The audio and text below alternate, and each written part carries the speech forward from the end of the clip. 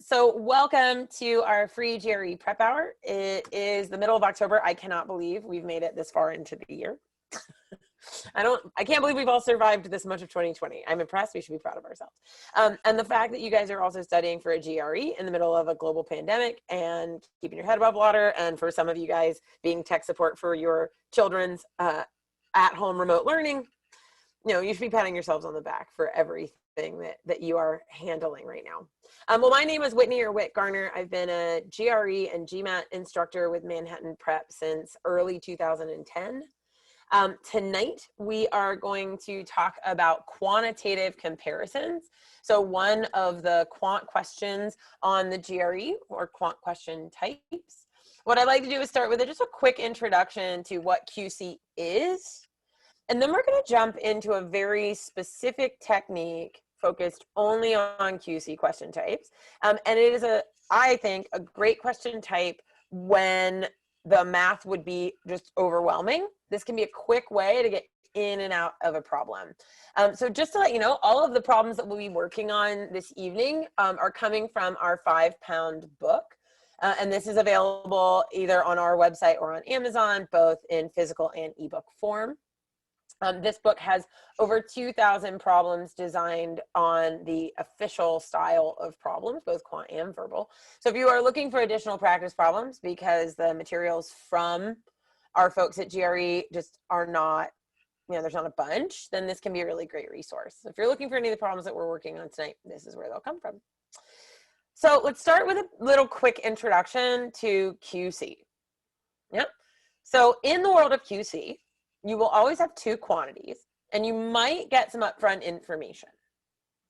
Now, your job for QC is to compare these two quantities, which is larger. Now, the rule here is that for answer choices A, B, and C, what you are saying is that one of those two quantities is always greater, or those two quantities are always equal. Okay, so this idea of compare, don't compute, what we're looking for is I'm going to pick answer choice A if quantity A is 100% of the time always bigger no matter what. Ditto for B and then ditto for C, right? Equal no matter what. D is this ability to show more than one relationship. So I know the answer choice itself says the relationship cannot be determined. I push back a little bit on the language here. I am personally a fan of saying something along the lines of the relationship could be more than one way. So what I mean by that is that in some cases, maybe quantity A is bigger, in some cases, quantity A is smaller. Or in some cases, the two quantities are equal, in some cases, they are not. So answer choices A, B, and C are always. If I can show that more than one relationship is possible, that's when I'm going to pick D. So one of our most important goals in quantitative comparisons, QC, is this idea of prove D. I am always on the lookout for a way to show that I can get more than one relationship between the two quantities. So we'll start with this kind of simple problem, and then let's look, right? Like I want you guys to type into the chat window for me, given this upfront information and these two quantities, which is the correct answer to this problem? A, B, C, or D?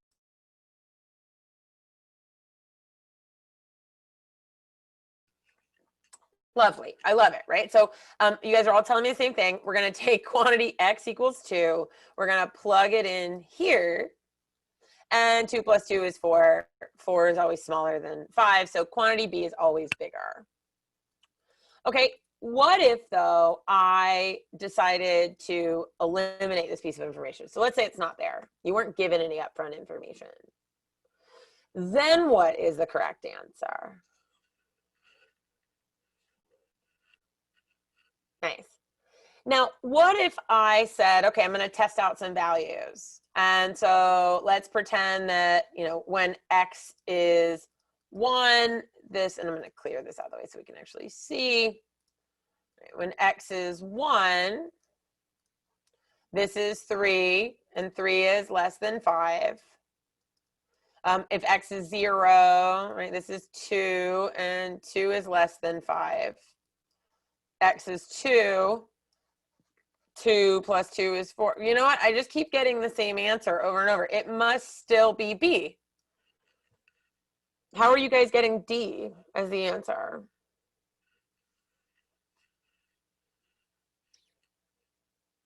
How do you guys get D? I just keep getting B over and over again.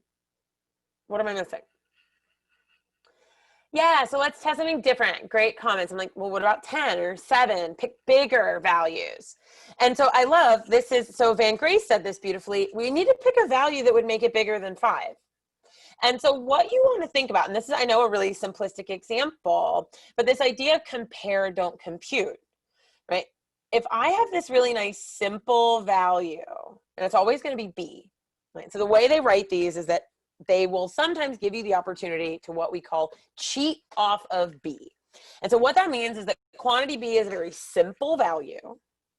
Quantity A is some more complex expression.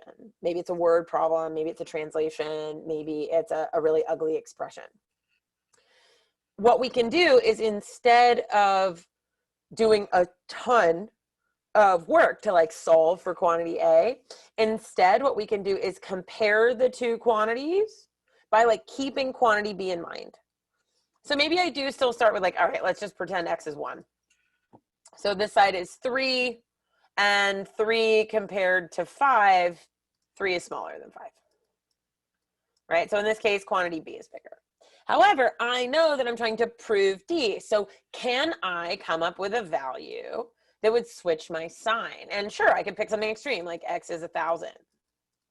So this becomes 1,002. This is 5. Oh yeah, definitely quantity A is bigger. And off I go. So I know this seems like a really silly example, but the goal of this kind of exercise of choose against B, and then this very simple version of it, is that we want to use a simple value as our guide. A simple value as our guide. Cool. So let's try. I'd like to try a simple one. Let's go with this one. Let's go with this one. And our goal for QC is about 1:15. So I'll give you guys just about that.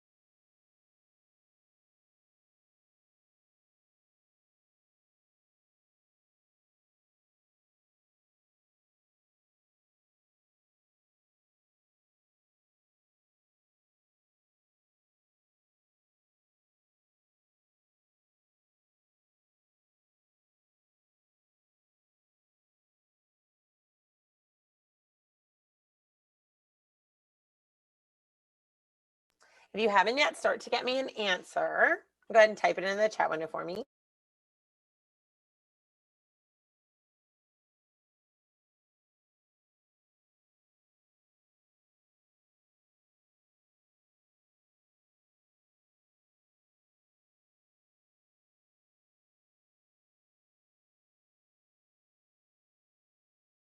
I'm getting a lot of answers coming in, which is great. And so Chris said something really awesome in the public chat window, which is, if I started to think about what 1 means, right? So quantity A says the number of integers greater than 1 and less than n that are in fact factors of n. And quantity B is just like 1. 1.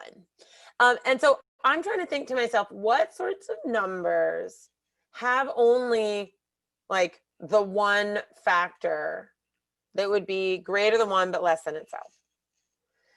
And if I start to look at all these numbers, like a number like 62, for example, could be written as 31 times 2. Okay, well, that's 2 factors.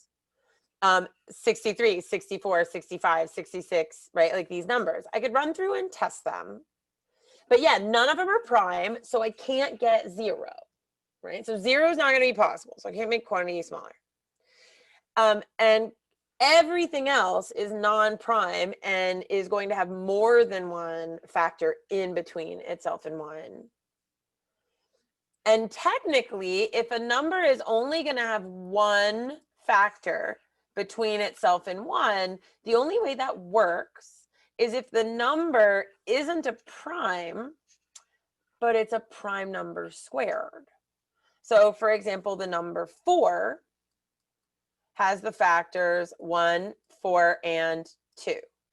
Or the number 9 has the factors 1, 9, and 3. Or the number 25 has the factors 1, 25, and 5. And the number 36 is now a square of a composite. So the next one would be 7 is 49. 1, 49, and 7 are its only factors. The next prime above 7 is going to be 11. So the next number that's going to have this same break, 1, 121, and 11, there are no numbers between 49 and 121 that would equal this. Primes would give you a 0, but there aren't any primes in this list. And so everything else would be 2 or more. So I could, of course, go through each one of these numbers, 62, 63, 64, 65, 66. Or I can start to see, like, hold on, quantity B is 1. If B was 0, that would mean a prime number. There are no prime numbers. B is 1 means it's like the perfect square of a prime number. And so if I know that all of the things in this list are neither of those, then I'm in good shape. Okay, let's try it again. Right, and it's this idea, again, of cheating off B. So what I can do when the quantity in B is a simple value and the quantity in A is either a complex value on its own or it is something that I have to compute. So we're going to try this again. I will give you, again, about a minute 15, and then pull into the chat window when you think you've got it.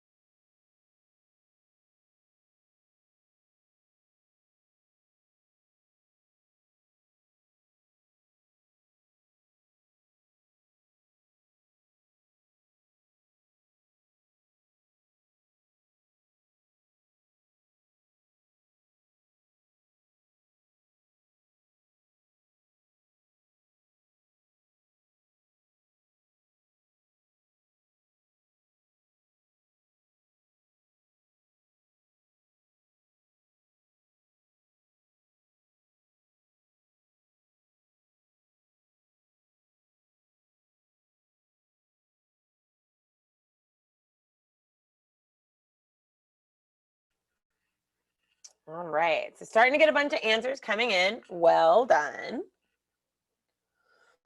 Now for a problem like this one, X is a digit in this like decimal, so 12.15 something 9. And when I round it, it's going to equal 12.16. Now I could start to list out all of the different values for X, or I could see that quantity B is just a simple value, and I can cheat off of it.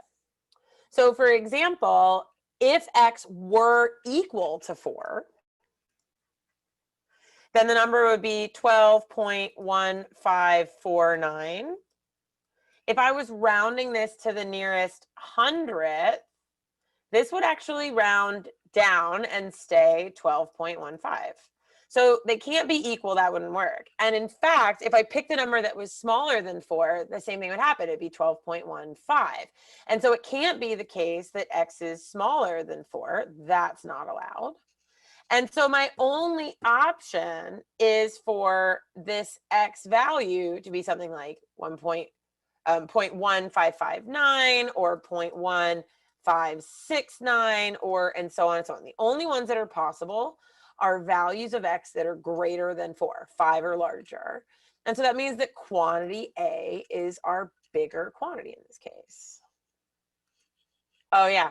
So the 100th place is 2 digits out. The 1,000th place would be the 3rd digit out. Nice. Okay, let's try it with just like a different topic. This time we'll think divisibility. Simple value in B. How can I use that to not have to solve necessarily, but to kind of think through the pieces?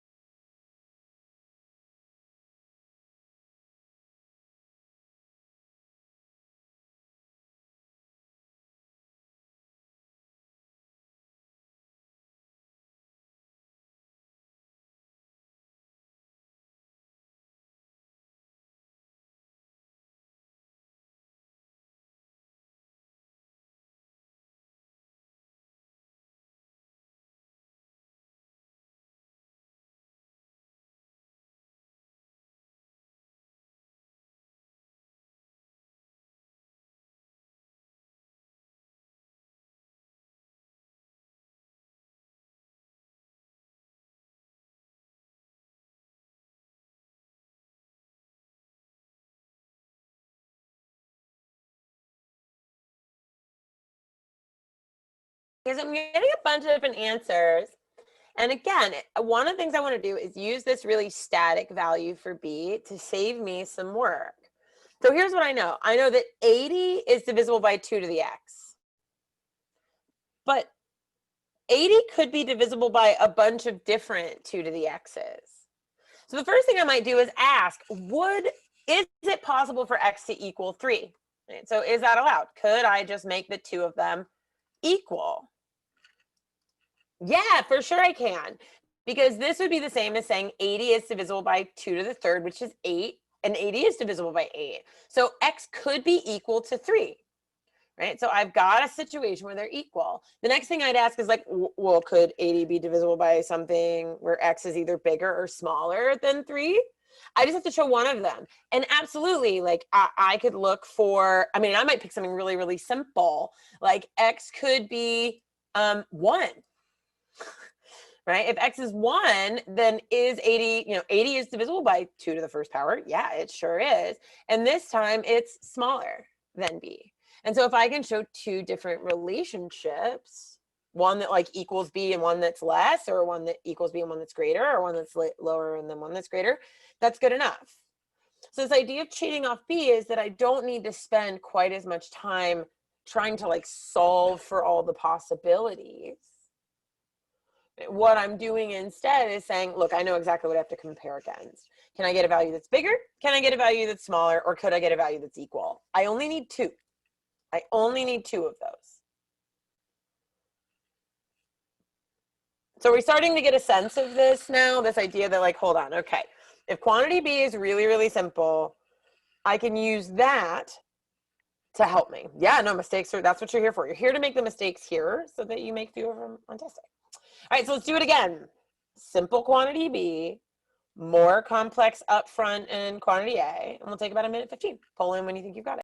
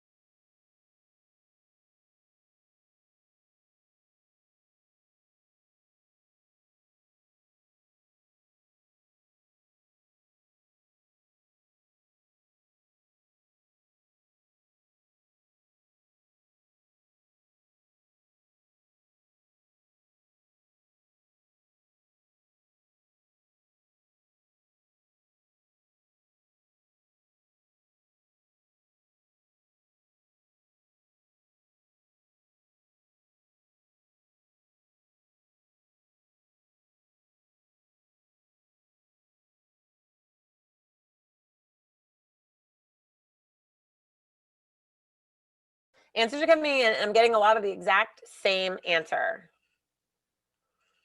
And the answer I keep getting is C. Yeah, for sure. The answer I keep getting is C. And so one of the things I like to point out is that when we are comparing against B, so when we have this like cheat off of B scenario where B is really like, it's just a number, it's a simple value, we often run into the possibility of what we call the easy C trap, meaning like that's just too obvious. And so what I would do is say, okay, I can convince myself, like, is it possible for me to get 9? And if I look at the numbers in question, let's say on my number line, here's A and here's B, and they're 4 apart. And then B out here to C, they're 5 apart, which means A to C is 9 apart. I can make them equal. There we go. Okay, so now Leroy in the background said, hold on, but I was thinking D because I don't know which direction B to C goes. Like this is assuming that A is then to B, B over to C. But what if I keep my A where it is and I keep my B where it is? Where else could I put C? Where else could C go? It could go to the left. And so it could go over here. It is 5 away from B, but now it's only 1 away from A. And so here's a situation where the distance from A to C is less than quantity B. So the easy C might say like, hold on, it seems almost too obvious. Like, I'm able to show how they'd be equal. Can I find a scenario where they aren't? So instead of mapping out all of the possible orientations of A and B and B and C, I don't have to do that. What I'm trying to do is challenge B. That's all I'm trying to do is challenge B. So what we're working on is to try and like save some of that energy. Yeah, save some of that energy. And so in this case, we'd say D. We'd say D. So then let's look at a couple that have that same kind of feel of like, let's not react too quickly and like just pick because it seems obvious. Yeah. So I want you to try this one. It'll move very quickly. Send me your answer when you think of it.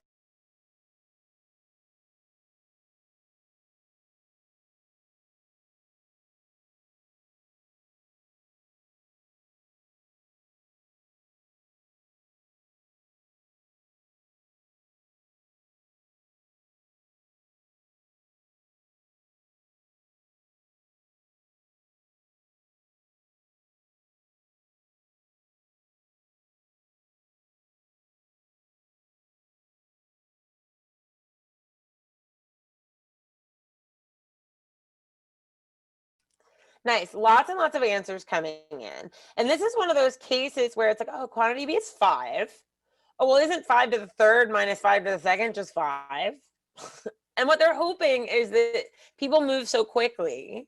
It's like, oh, well, you know, 5 to the third minus 5 squared is just 5. I'm just going to subtract the 2 and the 3 and try to call them equal. But I want to slow down, right? Pitting something against B means, well, I could compare. This seems almost too obviously equal.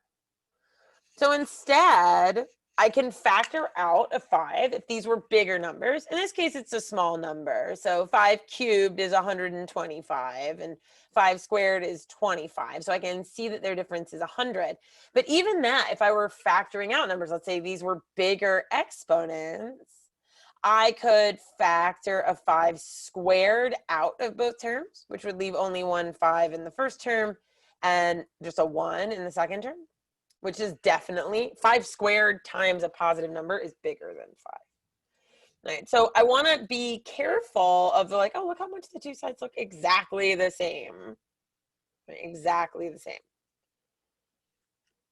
All right, so let's try it again. I love these. These are really fun once you get used to kind of seeing them. Here's another simple quantity B. These get really good with word problems. We're going to try some really challenging word problems in a second. Pull in with your answer when you think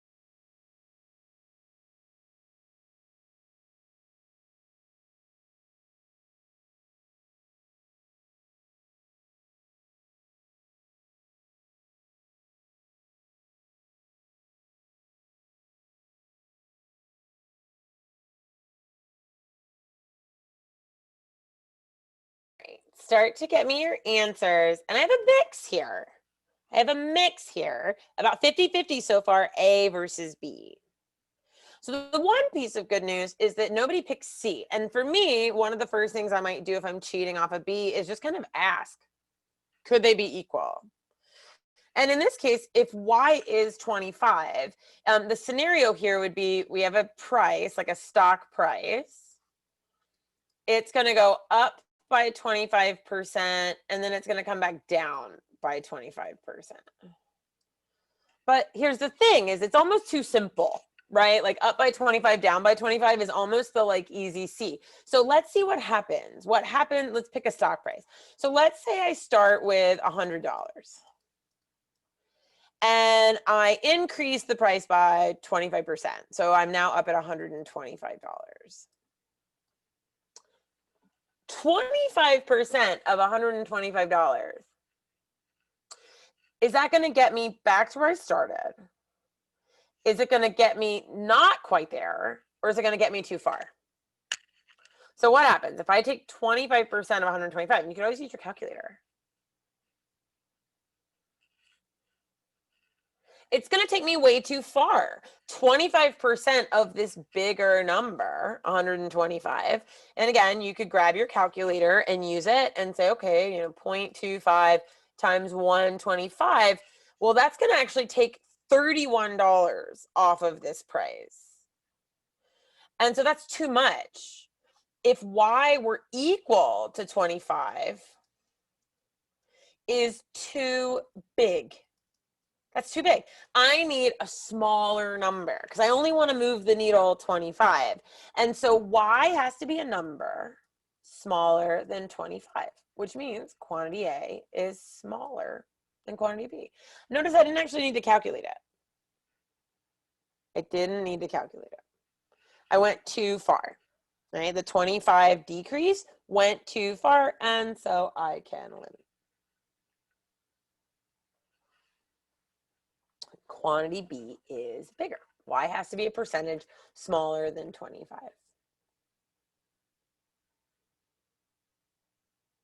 All right, let's try, we'll start to kind of get into maybe some slightly trickier topics. Let's try this one.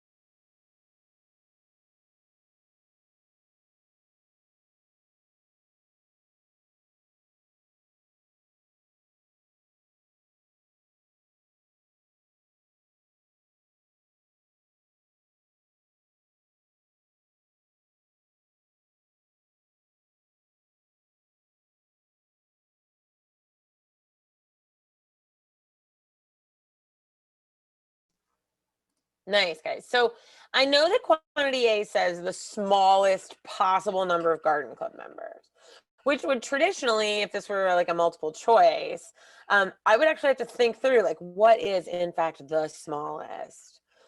But truth is, I don't need to come up with the smallest so long as I can come up with a value smaller than quantity B.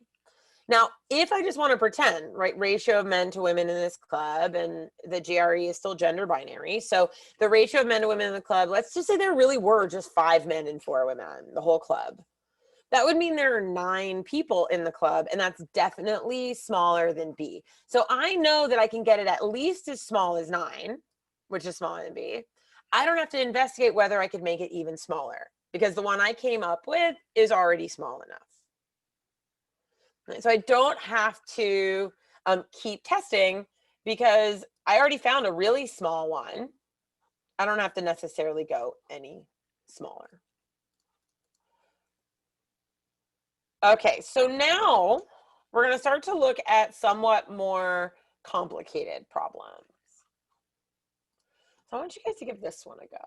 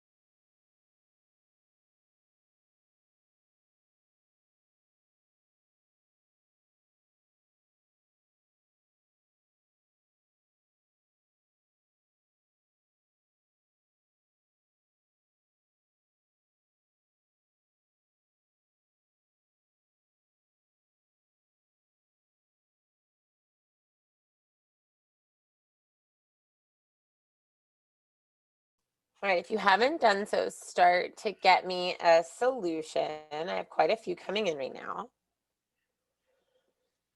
I want you guys, if you got B, which is our correct answer, the correct answer is B, I want you to start typing in the chat window and type it to panelists and attendees, if you don't mind. How did you know that quantity B was bigger? Did you solve it? Did you break out a calculator and do all kinds of things? Or were you able to do more of like a comparison? It is a weighted average. Yeah, I looked at these on a number line, right? Like, here's what I know. Where would 90 be? In order to get a final exam score of 90, what would have had to be true? Right, because here's my quantity B. It's a good old simple 90. In order for the overall average to just straight up be 90, what would have to be true of like my juniors and seniors?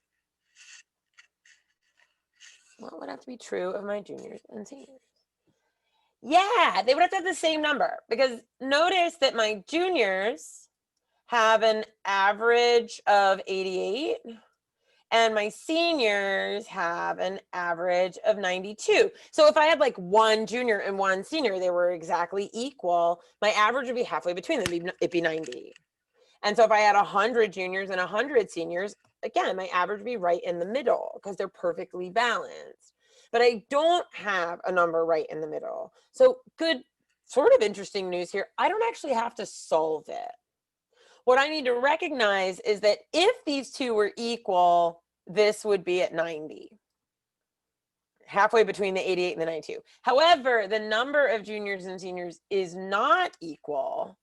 There are more juniors, meaning that this like mixture of juniors and seniors will look more like the juniors or have a lower average final exam score.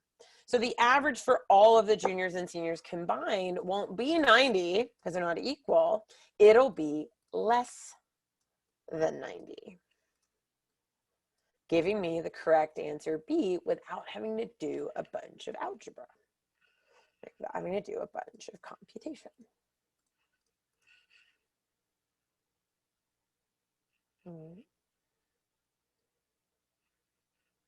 Okay, cool. What about, yeah, let's try another one that's kind of tricky. So the idea is to think, could I just compare it? Or at a minimum, could I rule out certain relationships based on what I know? So we'll try one more like that.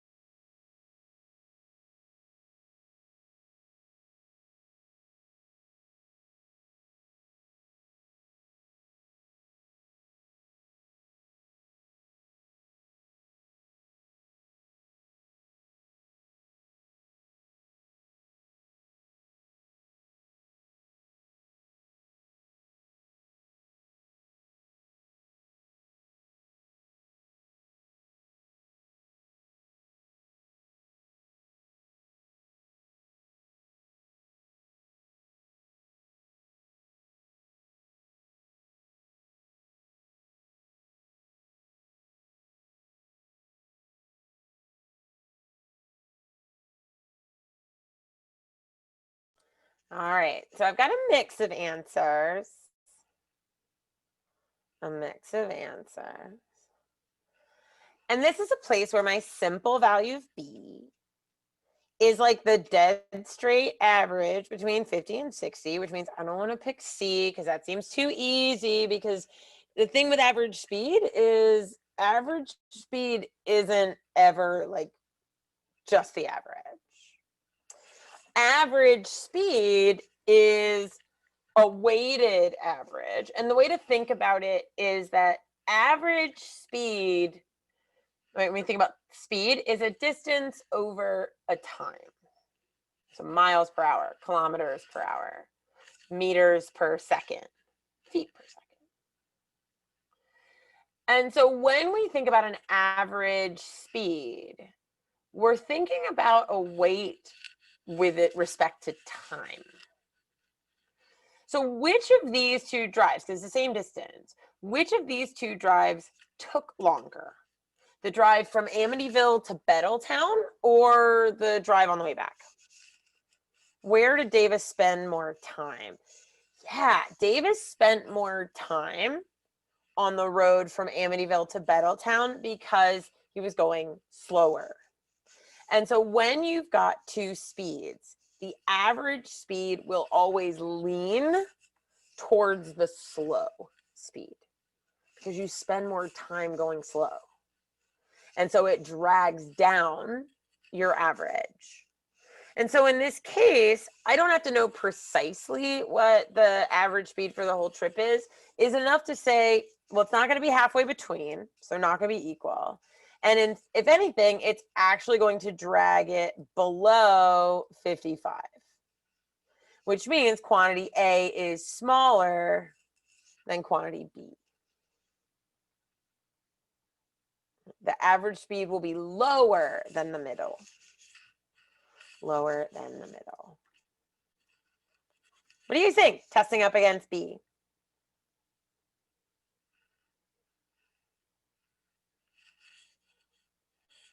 What do you guys think?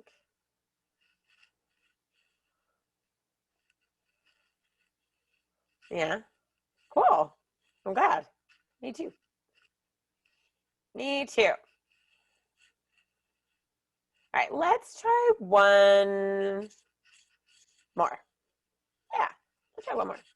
It is, right? I love it as like kind of a quick trick. It's like, oh, yeah. Okay, last one. Give this one a go.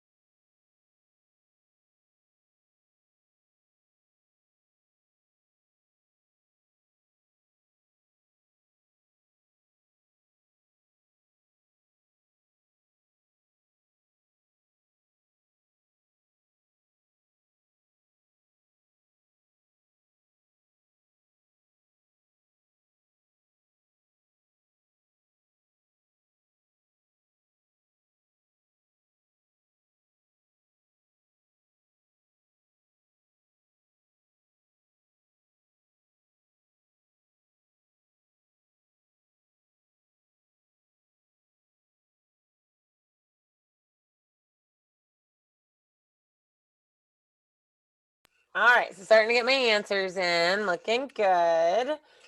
So normally when we think of, or what I want you to start to think about for these like cheat off of B, is it like, oh, 3, could I make quantity A equal to 3? But sometimes cheat off of B isn't so much about like immediately knowing is the number bigger or smaller than quantity B. Sometimes cheating off of B is just what gets us to stop working without continuing too far. So I'm going to need to get a sense of how long this is going to take. So I'd start with, you know, town A begins at 160,000. And then town B starts at 80,000. And at the end of the first year, town A has grown 20%. So 10% move the decimal point once is 16. 20% is double that. So I'm going to add 32 to this. So 192. And then I'll see where B was after growing at a rate of 50%. It goes up by 40 because like 50% of ED is 40. So I get up to 120. I'm not there yet. So I'm going to check out years 2 and 3 and see where I've gotten. Quantity B is a lot easier because every year increases by 50%. So after year 2, it's going to go up another 60. After up to year 3, it's going to go up 90. So 270. So I'm going to stop there, right? I'm going to stop there because if it takes 3 exactly, they're equal. If they get there before 3, then it's quantity A is bigger or smaller, excuse me. And if 3 isn't enough, I'm going to pick quantity B. So I'll probably use a calculator because the 20%. So if I take 192 and I multiply it by 1.2, I get the number 230.4. And they're not equal yet. I'm going to increase this number by another 20%. And now I'm up to 276. Well, quantity B has still, or excuse me, town B is still not as big as town A at year 3. So it must be the case that it's going to take more than 3. Notice I don't look to see at which point it exactly becomes bigger. I don't care. I just know that the number of years will be some number greater than 3 and good enough. So in this case, quantity A is bigger. So when we cheat against B, what we're thinking about is like, okay, well, what are some of our easy C's? Does it seem just like wildly too obvious?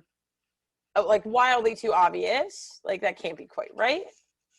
We're also looking for ways to think like, well, could they be equal? Is that possible? Or at least it's giving us a place to slow down or stop, right? To sort of stop doing our work rather than continue. So hopefully when you guys start trying out more QC, you guys can try out this easy C or cheat against B, avoid the easy C. So just a little bit before I stick around, and I will more than happily take any of your questions if you've got them. We've got a little bit of time for some Q&A. Just to let you know that you can, of course, access a full practice exam on our site. We have lots of free resources there, in fact. Big one, free practice exam. The very, very big one, you can attend any of our full course live classes for free, session 1. All you have to do is go onto our free resources. You'll see the link there, and you can try out a class for free. That way you can get a ton of information from our session 1s. You can also try out different instructors while you try to decide what's the best fit for you. So thanks you guys for joining me. If you have any questions for Q&A, by all means stick around. I've got a question in the actual Q&A box. Thanks guys, by the way. Question is, how could I speed up at this? Right? And that's a great question. I get that a lot for most questions. Like, how do I get faster? How do I get faster? And the fact is that we get faster through perfect process. So what that might mean for you is that you actually have to go slow in order to get faster. So when you start to learn a new technique, rather than like try and do it as quickly as possible, you want to try and do it as methodically as possible. So you're going to do every single step precisely. So for something like we did today, what I want you to notice is like, just start to notice this like B that you could cheat against. Once you've started to notice it, then you're going to think through the ways of like, okay, how could I just compare against B? I'm not going to go the way I normally do. I'm going to work on comparing. And as you do that to slow down, you will, and get that process down, you will naturally become faster. So I had a great question about like, let me get this on. whenever I take a practice exam, I freeze up as soon as I reach the quant section, partly due to tiredness after the other sections. Are there any tips to overcome this anxiety and tiredness? So for part of the tiredness, it's going to be to try to take exams when you're rested. Because, you know, no matter what techniques you use, if you aren't getting a lot of sleep, or if you've been doing a ton of work beforehand, you've been really busy that week, you didn't take a couple days off before your official or your practice exam, you're probably burned out, and that's going to make everybody tired. As far as the anxiety piece of it, there are a lot of methods that you can use. And the first is that you're never going to get rid of anxiety. And so instead of trying to pretend that it's just going to go away, you acknowledge that you're going to be anxious because it's a test and it's important. And when you acknowledge that you're going to be anxious, you can begin to cultivate skills for addressing or coping with that anxiety. A big one for me is taking a deep breath. And that's true to overcome some of the like tired brain fog. I'll close my eyes. I'll take a deep breath through my nose and let it go. Start again. We also have a great free prep hour, or I think it's great. Whenever I did it, maybe you don't think it's great, but I did a prep hour on this idea of mindfulness and meditation, and these are ways of becoming more efficient, and so that you aren't chewing up as much brain power, but also ways that you can combat anxiety. So a lot of techniques of sort of like mindfulness behavior and like meditation activity there. There was a question about, I think I missed it. Where'd it go? There was a question about how Manhattan Prep, oh, there it is. How accurate are Manhattan Prep practice tests compared to ETS? I tend to score higher on MPrep than ETS. Is that normal? All tests are going to be a little different from the official, so all practice ones will. I don't know that I've ever been told consistently enough that ours are easier or harder. I just know that some people think ours are easier, some people think ours are harder, some people think ours are on par. And some of that will depend on you, right? Like sometimes the way the ETS writers write a question, we try to mimic it as much as possible, but they may write it in a way that just feels more comfortable to you. So I don't ever see that there's a consistent, like, oh yeah, ours are always easier, ours are always harder. I don't quite ever see that. Let's see. So what would you recommend for those of us with a very demanding job during the day to keep up the momentum enough to have fruitful study sessions? So less is more. One of the things I would suggest is if you can you do 15 minutes before work, a few minutes during work, like near a lunch break, come home and try and do 30 minutes to an hour almost right away, right? Like jump into something that's entertaining and engaging. So maybe you don't just like read right after work because like, you know, you might be really tired. And so if you were doing something like our Interact product, for example, like right after work would be a great time to watch and review some of the Interact lessons. And then make sure you're giving yourself time off. So I have my students take at least 1 weeknight off. And then usually it's like 1.5. So 1 weeknight totally off. You don't do anything that night. And there's another weeknight where you'll do like a small chunk right after work, but then you won't do anything else later in the evening. Whereas other nights you might do like a little chunk after work, like 30 minutes, and then you come back in the evening and do like 1.5 to 2 hours.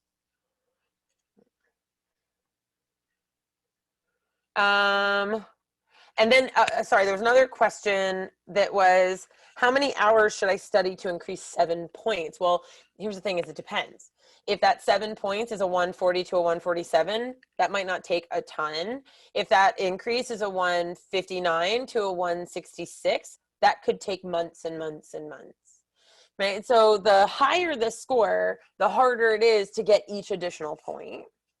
And then it can be difficult.